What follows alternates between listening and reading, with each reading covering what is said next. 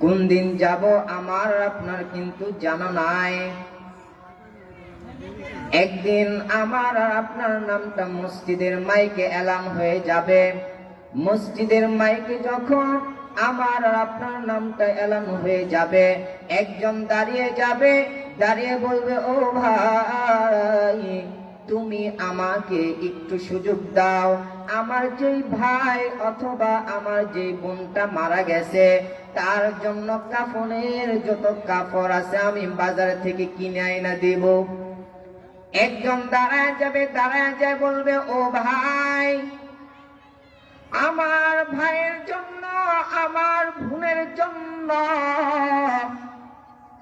কবর খনন করার যে দরকার, আমি তার কবরটাকে খনন করে দেব। ও পর্দার অন্তরালের মা বোনেরা আমার, ও মা, মাইকের আওয়াজ কানের মধ্যে যাইতেছে, কানটা লাগাইয়া শুনেন। স্বামীর বাড়ির মধ্যে আসে হইল লাল শাড়ি পরে, আর স্বামীর বাড়ি থেকে একদিন বিদায় হয়ে যেতে হয় সাদা কাফনের কাপড় পরে। কোন দিন যাব জানা নাই, কিন্তু কোন মা বোনেরা যদি চারটা আমল করতে পারে, মুসনাদে আহমদের মধ্যে এসেছে, নবীজি সাল্লাল্লাহু আলাইহি ওয়াসাল্লাম বলেন, কোন মহিলা যদি চারটা কাজ করতে পারে, আল্লাহ তাআলা রব্বুল আলামিন ওই মহিলা যেই দরজা দিয়া যেতে চায়, আল্লাহ তাআলা তাকে জান্নাতের মধ্যে পৌঁছায় দেয়। এক নাম্বার আমল হলো যে মা বোনেরা 5 ওয়াক্ত নামাজ পড়বে। 2 নাম্বার আমল হলো যে রমজানুল মুবারক মাসে রোজা রাখা। 3 নাম্বার আমল স্বামীদেরকে খুব মান্য করা, স্বামীদেরকে মেনে চলা। আর 4 নাম্বার হলো নিজের লজ্জাস্থানের যেন হেফাজত করে। এই 4টা আমল যদি কোনো মা বোনেরা করতে পারে, আল্লাহ তাআলা তাদেরকে জান্নাতের যে দরজা দিয়ে যেতে চায়, আল্লাহ তাআলা ওই দরজা দিয়া যাওয়ার মতো সুযোগ করে দিবেন। ও মা বোনেরা আমার, ও যুবক ভাইরা আমার, ও বৃদ্ধ বাবাজিরা, দুনিয়া থাকার জায়গা না। নেক আমল যারা করবে, আল্লাহ তাদেরকে জান্নাতের মেহমান বানায় দিবে। নামাজ পড়া নেক আমল, জিকির করা হলো নেক আমল, কুরআনুল কারীম তিলাওয়াত করা হলো নেক আমল, বাথরুমের ভিতরে বাম পা দিয়া প্রবেশ করা এটা নেক আমল, আবার বের হওয়ার সময় ডান পা দিয়া বের হতে হয়, এটা নেক আমল। মসজিদের ভিতর ডান পা দিয়া প্রবেশ করা হলো নেক আমল, আবার মসজিদ থেকে বের হওয়ার সময় বাম পা দিয়া বের হতে হয়, এটা হলো নেক আমল।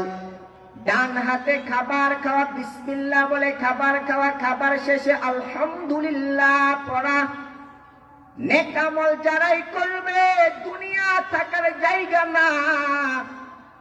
এই সুন্দর দুনিয়া ছেড়ে আমাকে আপনাকে একদিন চলে যেতে হবে। এই দুনিয়ার সৌন্দর্য আর চাকচিক্য দেখে পাগল হওয়া যাবে না। হাকিকত সে তু দুনিয়া বেখবর হায়, দুনিয়া কি নুমায়শ পর নজর হায়। নবী গোয়াম কে আজ দুনিয়া জুদাবাস, বহর হালে কে বাসি বা খুদাবাস। দুনিয়া ছেড়ে চলে যেতে হবে। নামাজ হলো বান্দার জন্য জান্নাত, আর নামাজ না পড়লে বান্দা যাবে জাহান্নামে। আল্লাহ তাআলার কাছে যত ইবাদত আছে, সমস্ত ইবাদতের মধ্যে পছন্দনীয় ইবাদতের নাম হলো নামাজ। কারণ দুনিয়ার মধ্যে আল্লাহ রাব্বুল আলামিন যত হুকুম নাজিল করেছেন, সবগুলো হুকুম আল্লাহ তাআলা জমিনের মধ্যে দিয়েছেন।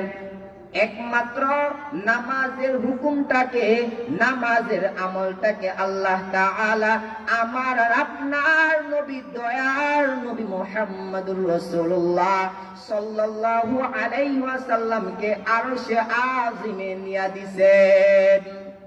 নামাজের আমলটা, যে আমলটা আল্লাহ তাআলা কি করছেন, নবীকে আল্লাহর বাড়িতে নিয়ে পড়ে দিয়েছেন। কয় ওয়াক্ত নামাজ? 50 ওয়াক্ত নামাজ। আমার আর আপনার নবী 50 ওয়াক্ত নামাজ পাইয়া খুব খুশি। নবীজি যখন দুনিয়ার দিকে আসতেছেন, ও পর্দার অন্তরালের মা বোনেরা আমার, আপনাদের সম্মান আমার নবী আসিয়া বাড়াইছেন। আল্লাহ তাআলা আমার নবীর মাধ্যমে এমন সম্মান আপনাদের বাড়াইছে, মায়ের পায়ের তলে সন্তানের জন্য জান্নাতের ব্যবস্থা করে দিয়েছেন। নবীজি সাল্লাল্লাহু আলাইহি ওয়াসাল্লাম নামাজ পাইয়া খুব খুশি, খুশি হইয়া দুনিয়ার দিকে রওনা করেছেন। পথিমধ্যে হযরত মূসা আলাইহিস সালামের সঙ্গে সাক্ষাৎ। পয়গম্বর মূসা আলাইহিস সালাম বলেন, ও পয়গম্বর, আল্লাহ কি দিছে? বলেন, আল্লাহ তাআলা আমাকে হাদিয়া হিসেবে আমার উম্মতের জন্য 50 ওয়াক্ত নামাজ দিছে। কয় ওয়াক্ত নামাজ? 50 ওয়াক্ত নামাজ দিছে।